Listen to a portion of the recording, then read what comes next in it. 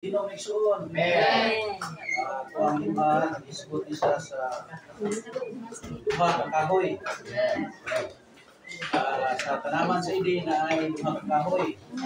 Kahoy sa kinabuhi o ang kahoy sa hibalo, maayo o kautan. Ang kahoy sa kinabuhi, ang iyang destinasyon mao gyud ang walay katapusan kinabuhi. Higpit isa sa bagong Jerusalem. Pero ang ini pong kahoy sa hibalo may kautan, mao ni siya ang kamatayon. Naa niya ang kamatayon, ang lugwa po ani niya, resulta ani niya, mao ang linaw kalayo. Na dili ni siya gamay ring kitang kinahanglan masayra na to. Dayon ipadayon ni siya sa bagong tugon, labi na gyud sa Roma. Kay sa 5 padulong sa 8 ipakita diha ang tulo ka kinabuhi. Kinabuhi sa Dios, kinabuhi sa tao, o kinabuhi sa tanas. Kung moadto ta sa daang tugon, ang kahoy sa kinabuhi mao to nagrepresentar o naggulagway sa Dios. O nagrepresentar sa Dios to siya. Mao to ang Dios nung kinabuhi.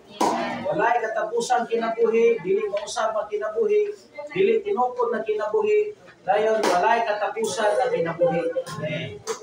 Dayon ang isa kakahoy sa kamatayon, may balong may kautan, mao to ang kinabuhi ni Satanas. O kinabuhi ni Satanas. Dayon ang tao naa siya sa tuma. Pero sa bagong tugon, ang kadtong kahoy nga duha naa na nato na karon wala ni siyang i-introduce. Ang kahoy sa kahibalo ug may dautan mao ang kinabuhi ni Satanas naa na sa atong unod. Kaya na po ni. So dinhi sa atong unod naa dinhi si Satanas. Naasa diri ang sala. Dayon kamatayon. Wala nga ang kining kinabuhi nga naa sa tunod. Sa tanas nung kinabuhi, naa ni siya gahom. Nga mutukmod na to, o hinungdan nga makasala ka. So sala, naa diri nigsuon. Ini nga sala, naa ni siya gahom. Nga mupugos na to, nga makahimo tag mga sala. So ang sala mao ni si Satanas. Nga mao'y persona niya nga aron ka makasala, dayon kini nga mga sala mamunga ni siya og kamatayon. Wala ka migsuon? So ang nagpuyo dinhi sa atong unod, unsay giingon sa 5, sa 6, ingon si Pablo, walay maayong nagpuyo sa unod.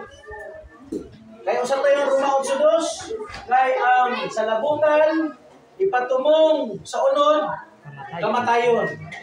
Dayon adto ka sa Galacia 5:20. Naa dito ang naa sa unod ang pangibog. Naa dito ang pagbahin-bahin. Sa pato pagbudyaka, panagbingkil, tanan naa diri. Ang elemento ni Adam naa dinhi, sinahay, sumiay, panagbingkil, naa diri garbo, naa diri tanan sa atong unod. Kuha na to migsuon? Ya ang resulta ni kamatayon. Dayon sa atong espiritu, naa ang kahoy sa kinabuhi. So tanawan yung kanainan na sa daang tugon, kani nga mga kahoy naa sa gawas. Pero karon naa na ni sa atong sulod. Sa atong espiritu naa ang balaod sa espiritu sa kinabuhi. Mao ni ang kahoy sa kinabuhi. Mao na nakita sa Roma 8:2 sa giingon, kung atong hunahuna ipatumong sa espiritu, kinabuhi ug kalinaw. Amen. Dayon kinsa man ni ang ipatungan ang atong tanan. Atong hunahuna pagbati pagbuot, mao na adlaw-adlaw. Gitagaan kag kagawasan sa Ginoo, wala ta pugsa. O asa ta mukaon sa kahoy sa kinabuhi o kahoy sa hibalog may kautan.